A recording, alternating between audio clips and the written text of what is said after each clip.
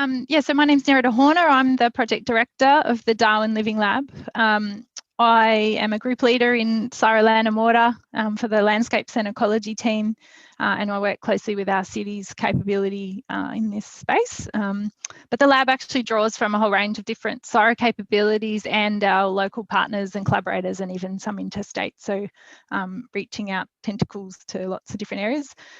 So my personal background is I'm a professional engineer, environmental engineer, and I've been with Surrey about 5 years. Prior to that, worked mostly in the energy, water and sustainability kind of sectors, and usually in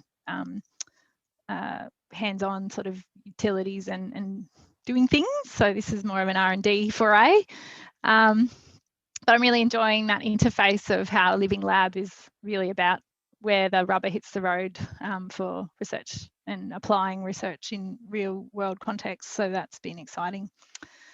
So yeah, I'm the project director, but am supported by a really fantastic team. So I'll tell you a bit more about them and what we're up to.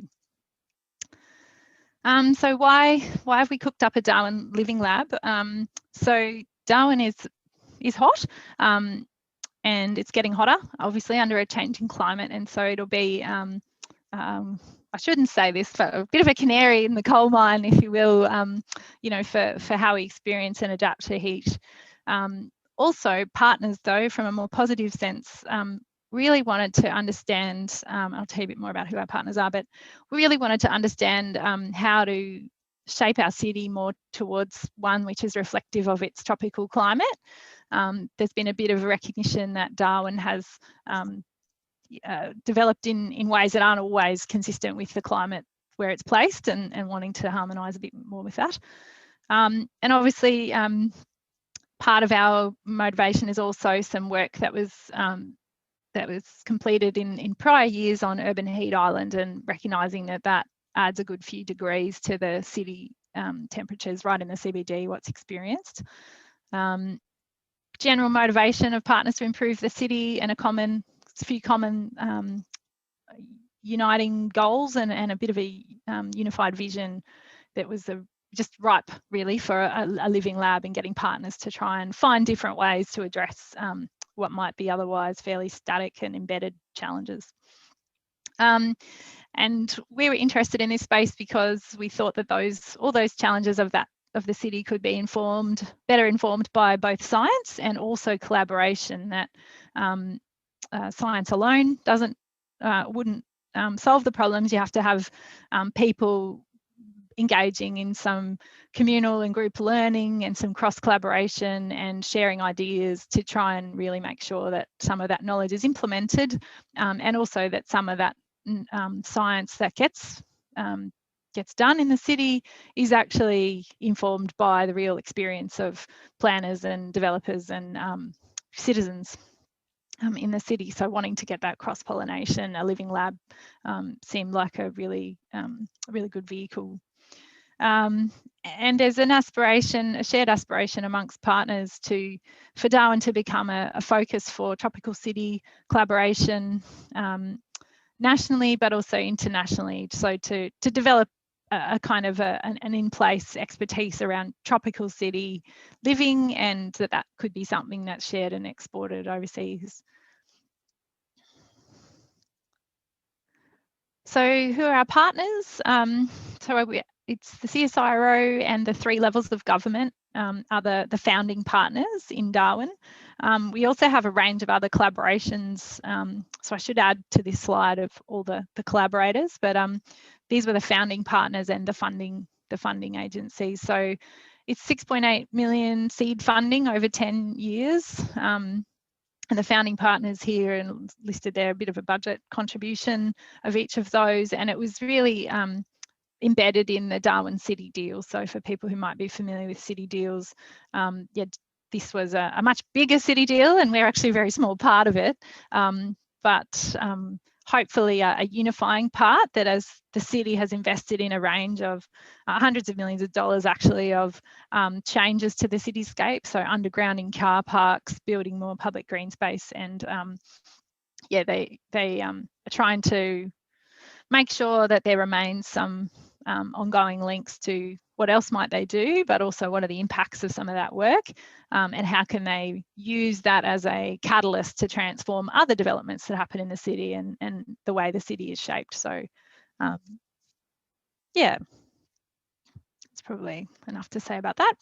So our scope is really around trying to help the city progress this aspiration of being a thriving, cool capital of the North.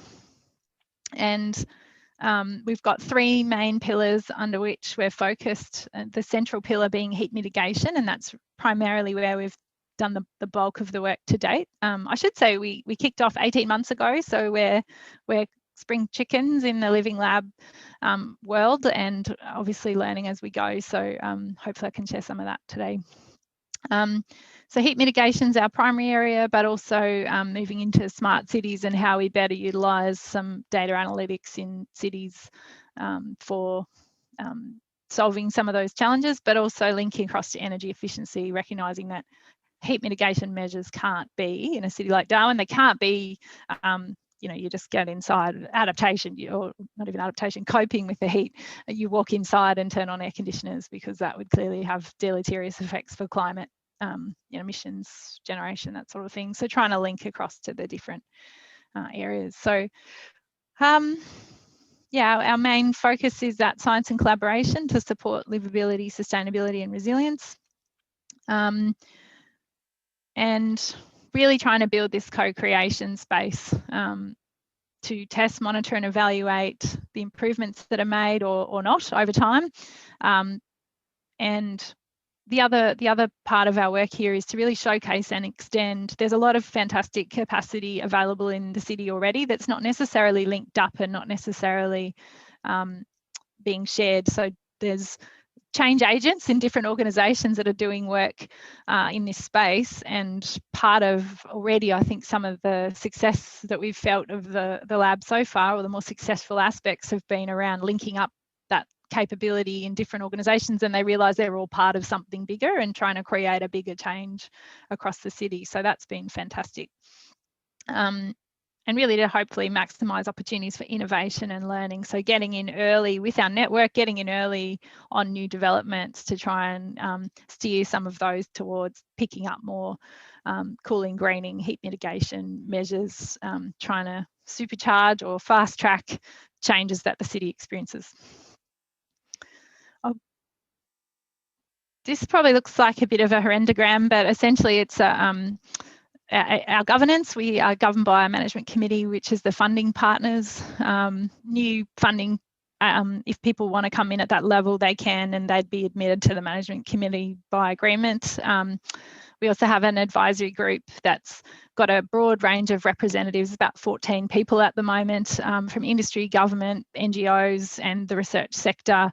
Some of our colleagues interstate sit on that advisory group, but it's primarily locals from all those different places, which gives us both reach into what other organisations are doing in a formal sense, that they can provide advice to the lab, but also they're intimately connected with hearing about what the lab's doing, what we're experiencing, and I guess also providing a bit of guidance on if we're heading in the wrong direction or we're trying something that yeah, we already have expertise in.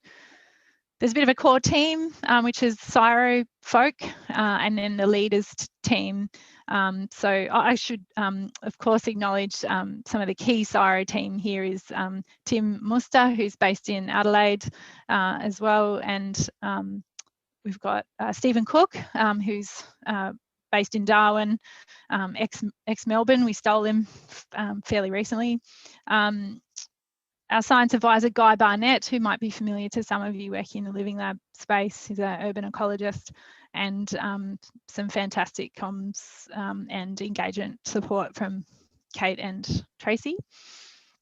And then we basically have a bunch of, our projects change over time. So the first 4 projects we had in the first year of operation provide a focal point for our activities, and which all the other engagement and conversations wrap around. But so that the team leaders, the project leaders change as the projects change. We've got an extra 6 projects that were launched from about September, October late last year.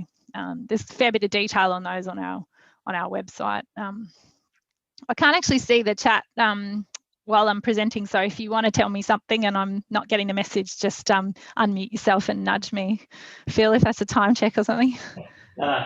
So I was interested in the role of First Nations people in this lab, because and I would have thought that around Darwin it's probably a critical point of conversation.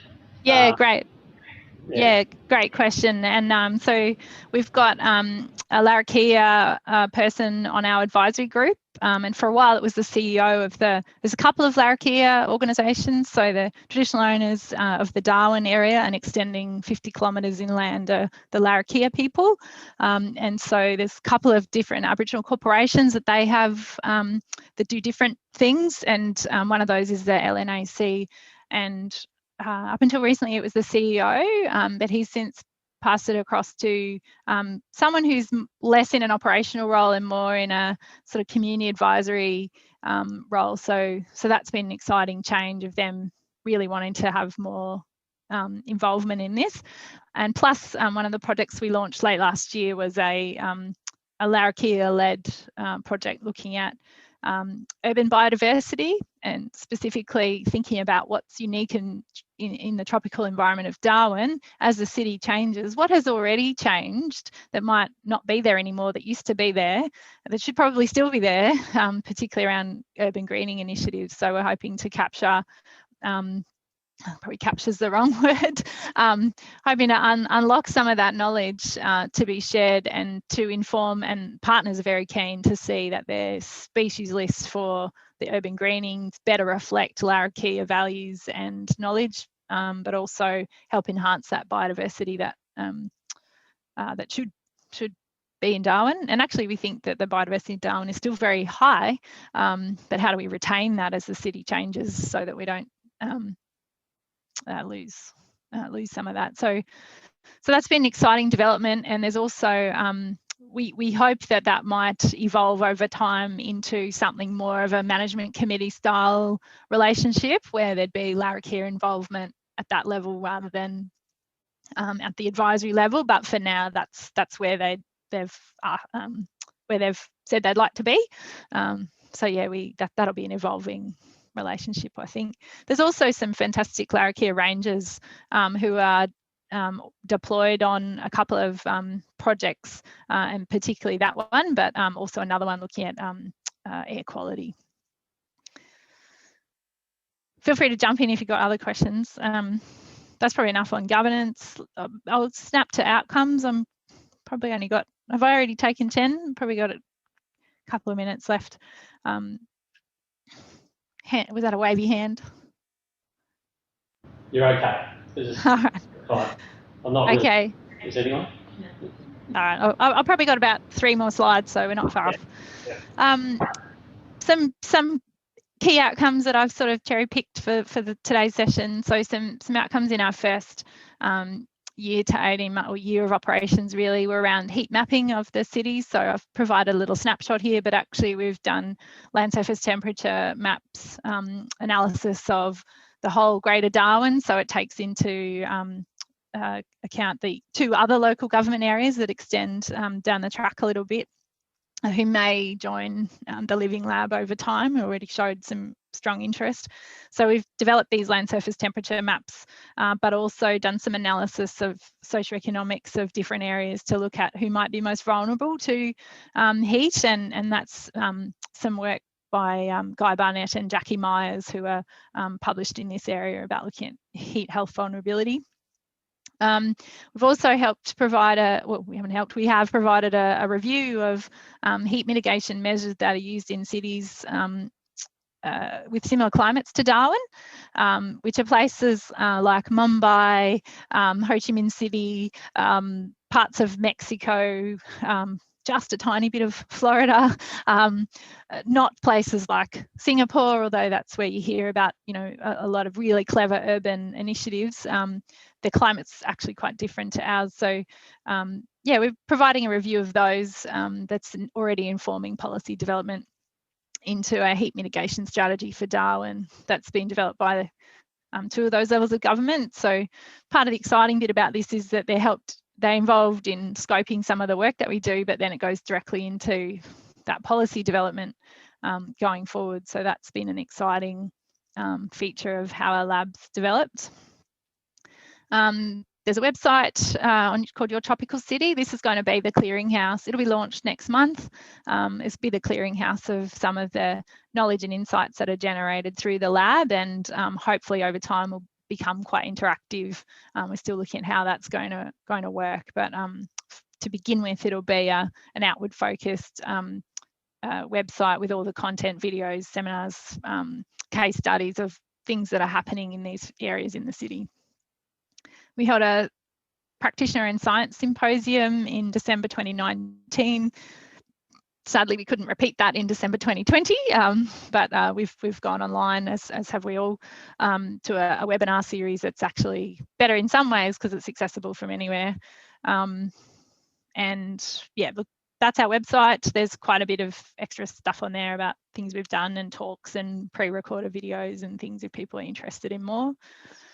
This probably isn't a very screen-friendly slide, but give you an idea of some of the current projects. So these are ones that were kicked off in September, October last year, particularly the ones with a P in front.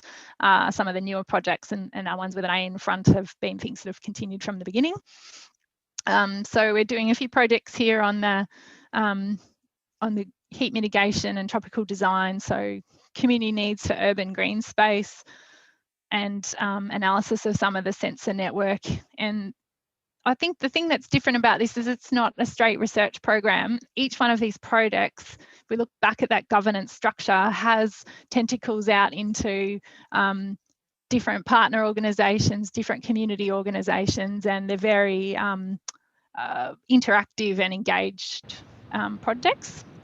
So they're not researchers running off and doing surveys, but engaging with the advisory group and engaging with working groups. And so that's provides both some challenges for researchers who might otherwise like to run off and run their own focus groups, but also it's been so rich, the learnings in applying that Living Lab approach to getting different knowledge, different groups and different actors together to exchange knowledge and learning. Yeah, I won't go through all those projects, but there's a bit of a list there of some of the key areas, key prongs of activity. And then I won't go through the digital twin, but if people want to ask about that, I can talk about that. It provides a bit of a framework of how we're going to be analysing what are the impacts of this work and what changes in the city over time, and that's a work in progress. I had some reflections on communication and engagement about running a lab and working within a lab that I thought might be interesting to share. So just briefly, like working with 3 levels of government, clearly they've got quite different operational priorities. That's in their DNA. It's been both fruitful and challenging in equal measure, having them around the same table working on similar challenges.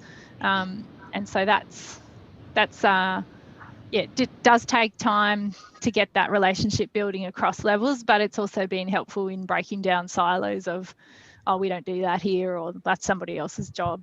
So that's been really interesting to watch and quite enriching. The difference between like the comms and engagement. So as different levels of government or partners have to dip in and out based on their other priorities, things must keep going. And so making sure that there's that planned and enduring communications, even whilst engagement fluctuates up and down and depending on the stage of projects. So that's been something that we've really had to stay more aware of when you've got something like a Living Lab where the communications can be quite fluid and the engagement between different partners can be quite fluid. Yeah, that we've had to have a bit more of a planned approach to comms than we thought we would. 3 minutes. And managing, sorry, Phil? Got about 3 minutes there. Thanks. Yeah. And managing expectations. So the different languages that the different partners use and that CSIRO use, as well as our advisory group. So there's a lot of translation and clarification in trying to decide how do you manage all those different, not manage, but how do you make sure that people are talking about the same thing when they use the same terms, and so that's been really interesting. But there's a lot of goodwill and I think it's worth the effort, but it does take time. I won't go through the engagement. I'll just finish here by just saying that we'd love to hear more from other labs, and if people want to know more about our lab and swap ideas, then there's a bunch of different ways to engage with us. Otherwise, there's my contact details there. I'd welcome an email or a call at any time. So yeah, thanks for the opportunity. No, thank you, Doretta. We've actually hear that. I just have a quick question, and others might as well, but we've spent a couple of minutes. Just interested in the citizen engagement stuff. So it seems to be very much a directive from government and also from obviously this CSIRO in terms of this is what we want to project and this is how we project to the world. And if we go back and look at Living Labs as a construct, citizens are engaged with that very co-design stage of the Living Lab and the projects and everything else. I'm interested. It's one of the challenges that we saw in the CRC. I'm just interested in how that conversation is happening. Yeah, great. Thanks for the question. Look, I think it's obvious in the, as you pointed out, that that hasn't been a part of the original design, or I wouldn't say the original design, the structure that emerged to kick this thing off. So the way it's emerged has come from those those three levels of government, but they each have their own. The reason that they're driven by that is that their constituents have pointed out a lot of these challenges, and so to get it off the ground, we've gone straight with. We were being asked about the same topics at the same time by the same three levels of government, and we went, "Hey guys, let's all get together."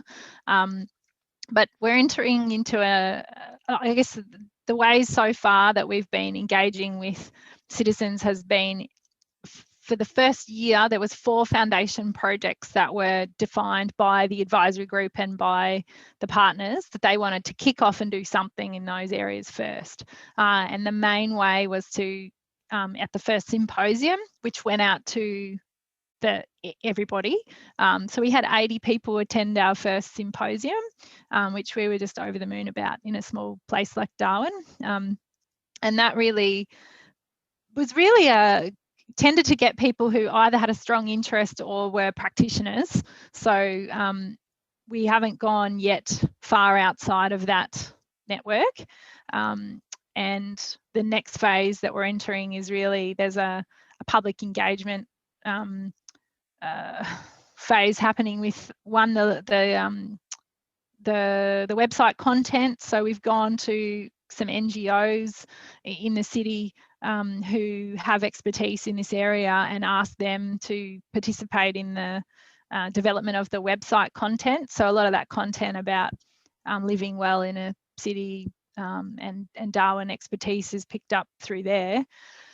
We're also starting there's going to be a open day and a month-long what do you call it, an expo type thing in a facility that kicks off in about 2 weeks' time. Like, it's going to be in the mall. And essentially that next phase kicks off with that, and each of the projects, so the community needs for green space project, that one's going to have a lot more citizen engagement.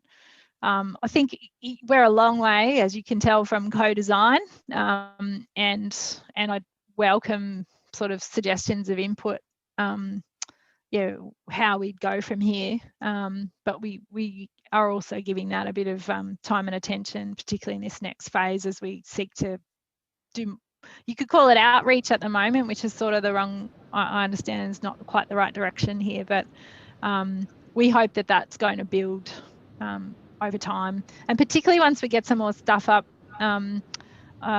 with the website and things that people can comment and have a go at and engage with. We're hoping that that'll grow. But we were pleased with the amount of numbers of people from the public that came to our first symposium and are engaging with us in webinars and online at the moment. That's fantastic, Nora. Look, in terms of your offer around co-design, co-creation, I'm sure that people around Australia or even in this room would be more than willing to have that conversation to see how we can help you in that area. I think it's one of the challenges, especially in government, to actually get the co-design stuff right up front. So, you know, I think that what you're presenting is you've got a really good structure, you've got money, and what's one of the things that's come up quite consistently is, you know, Living Labs need money, but you've got something to build on, and you know, it's a pretty impressive remit. I think, you know, like it'd be great to see how you could then capture that remit into other cities around Australia. You know, because I think, you know, that I mean, I know Tim's, for instance, in Adelaide, and it'd be great to have a conversation about how do we potentially mirror what you're doing, but actually using your experience to build a capacity around co-creation and co-design. So, look, thank you again, and we really appreciate your time. I know you've got to go off to another webinar, so good luck with that. I do, yeah, thank you. Yeah, and we really do appreciate your time, and unfortunately you haven't been involved in our rich conversations today, but if you get a chance, have a look and you'll see where we come from. So. Yeah, I'd really like to, and I think you're right there on the, you know, we're 18 months in, we've got at least a time, we've got a long period of time, and we've got 3 levels of government working together, which is sometimes a bigger challenge, and people have been quite receptive to that, like the feedback that we're getting and the uptake we get on when we do go out to the public is they're really excited to see that 3 levels of government working together, and that they're interested in being informed by science. So I think we've got a solid foundation, and hopefully we can get a lot more citizen engagement going forward.